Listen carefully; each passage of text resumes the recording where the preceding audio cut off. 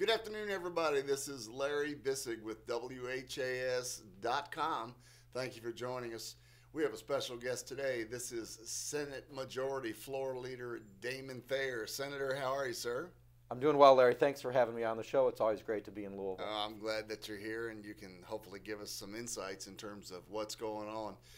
Tell me about this past session. I mean, I know there's a lot to discuss, but let's for you, what were some of the personal highlights and what were some of the professional highlights? It really was a great session, Larry. I know the mainstream media and the social media blew up with a lot of the rhetoric on both sides, and it was a really toxic environment, I'm not going to lie. But we had a really substantive session with a lot of great accomplishments. Of course, we did our constitutional duty and passed a balanced budget, and it's the first structurally balanced budget in a generation in Frankfort. Really? Meaning we didn't use any one-time money, we didn't sweep any funds to balance the budget.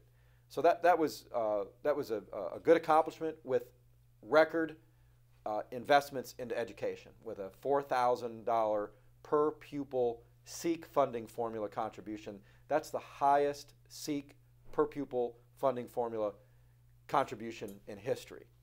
And that's very good news. The Friskies program, which is very popular. What's that? Family Resource Youth Service Center.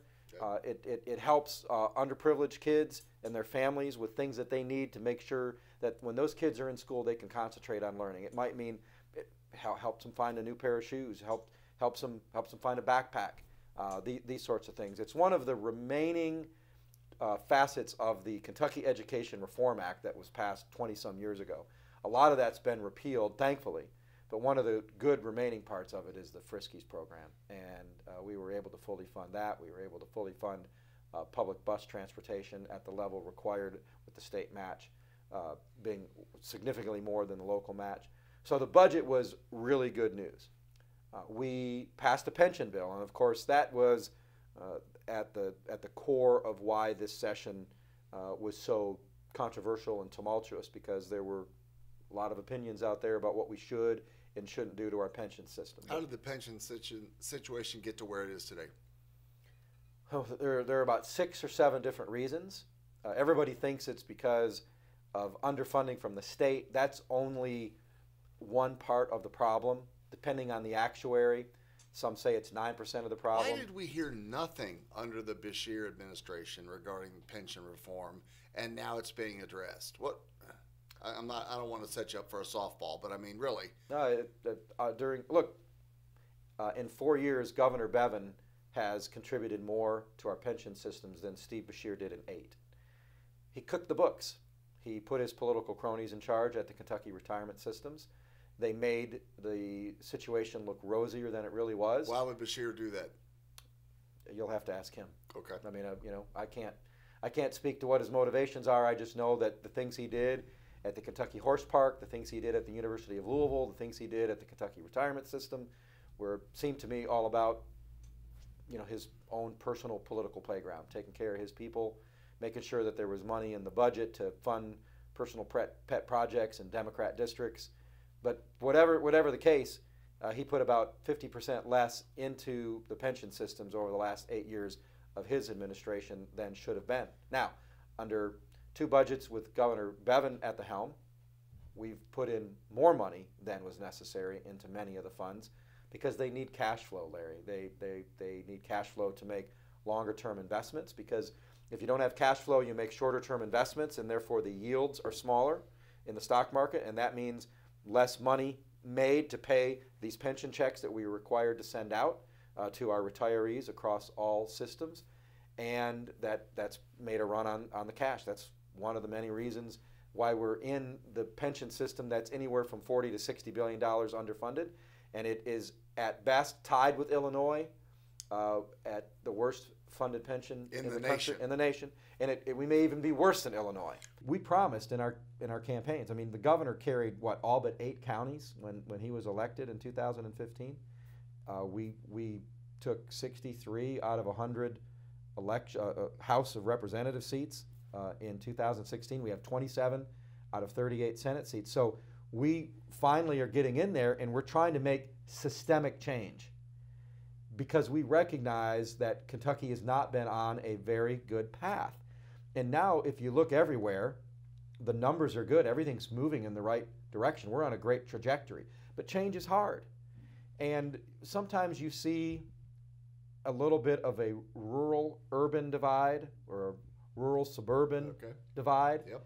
And I have a lot of friends across the country who are Republican leaders in their chambers, in the House and the Senate. And they warned me. They said, hey, Thayer, congratulations on your supermajorities, but just know things are going to get harder now that you're in charge of everything, because you're going to try to make systemic change and you're going to get pushback from some people. And where do you get the most pushback from up there? By name. By name. It depends on the bill. It depends on the bill. I mean, there are... How about pension reform? Rural legislators. Some are the new legislators. Some have been there a long time. And they're not accustomed to their vote being so important. They're not accustomed to people criticizing them. You know, some of these Republicans who have been around a long time, they were in the minority, and their vote, they would cast their vote, but it was very rarely controversial, and they were never criticized. And I just think that some people, some of the new folks, but not all, because a lot of the new folks are crusaders who came in to make systemic change, and they're unafraid to make the tough vote. But there are some who just have never been criticized to this level before, and they're not used to their vote really mattering. When before, when the Democrats controlled it, they could pass whatever they want. Now, technically, Republicans control everything, and we ought to be able to pass whatever we want. But it's on a handful of issues, it's harder to get there. On a workers' compensation bill, which was one of the best things we passed this session, a high priority of GLI and the Kentucky Chamber of Commerce, and a little company called Toyota that is based in my hometown of Georgetown. They felt like it was time to update our workers' compensation laws. Well, a lot of the unions were opposed to it, and there are some districts where there are Republican legislators who may be more union-friendly. Maybe they've got a large union in their district. Got to remember, House districts are small by comparison to Senate, a third the size, and so they become affected by that. And it's neither good or bad. It's the way our system was intended.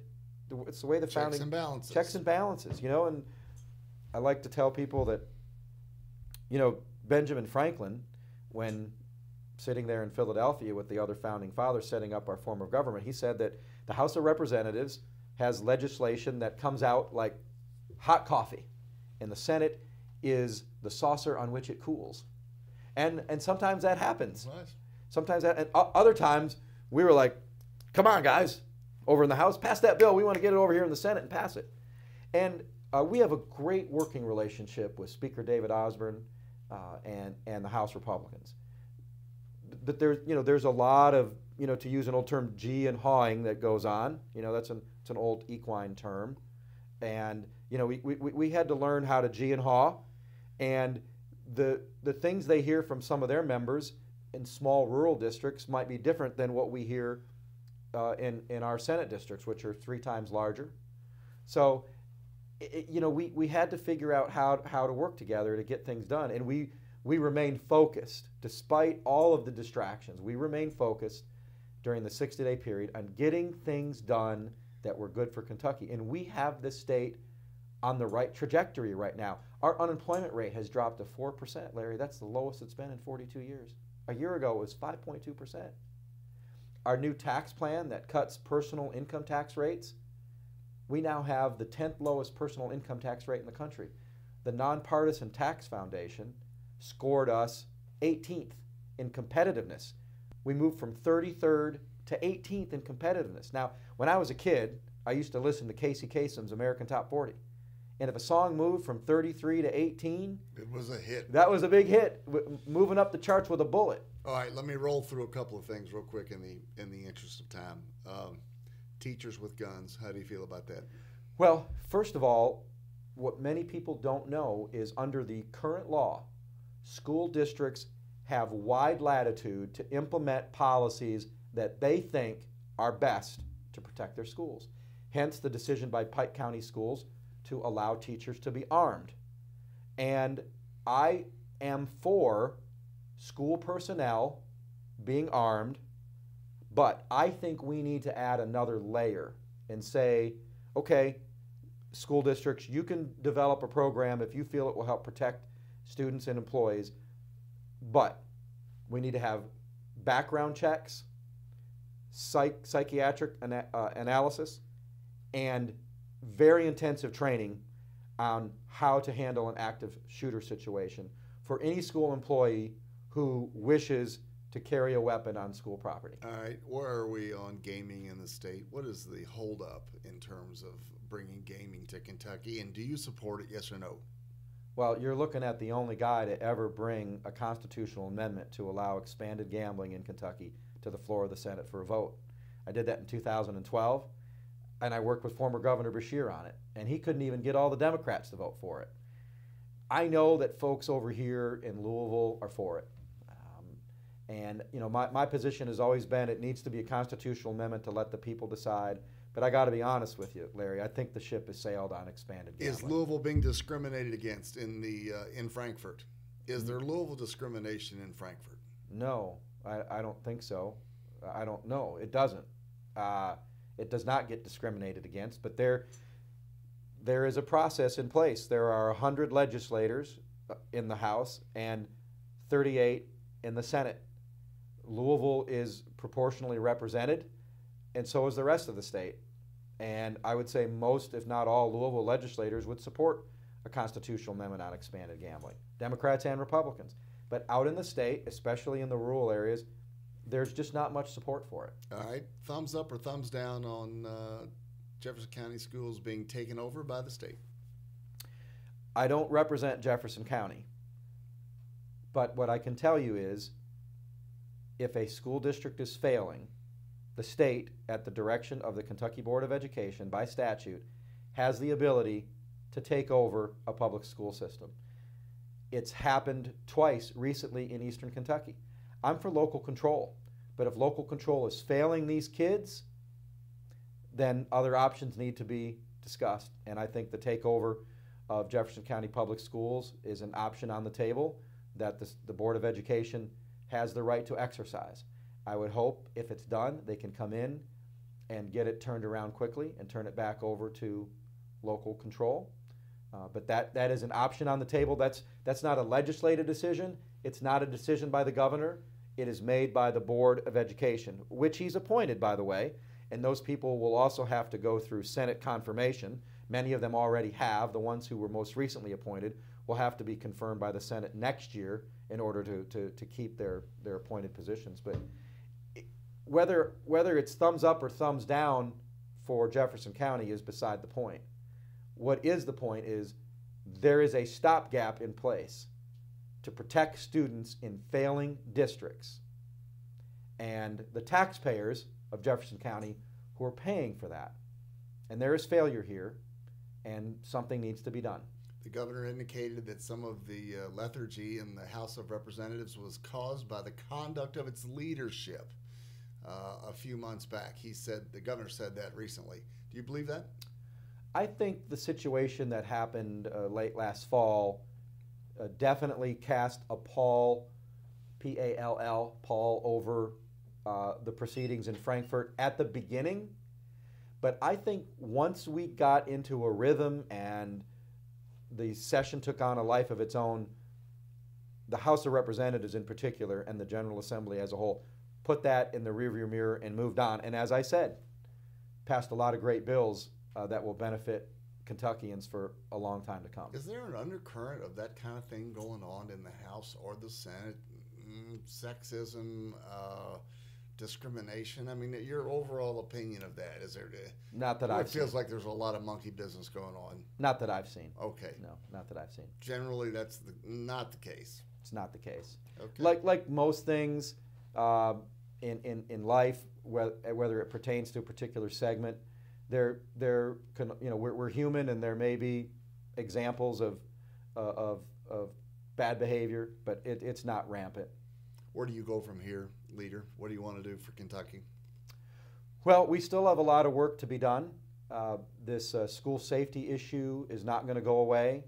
The governor has asked the General Assembly to consider statewide parameters for school districts to consider before implementing any sort of weapons in the hands of school personnel.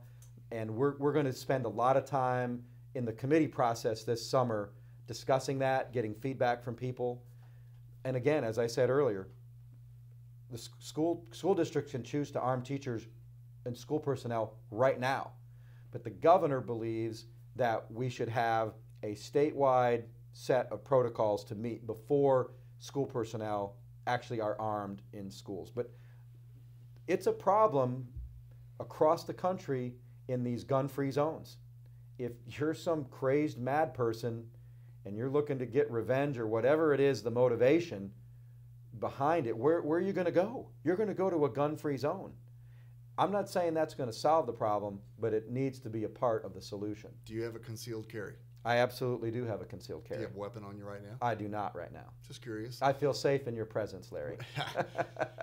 Thank you to Senator Damon Thayer, leader and friend, and we appreciate you all tuning in to WHASTV.com. Senator, we wish you the very best. Great to be here, Larry. Thanks for having me on. Yes.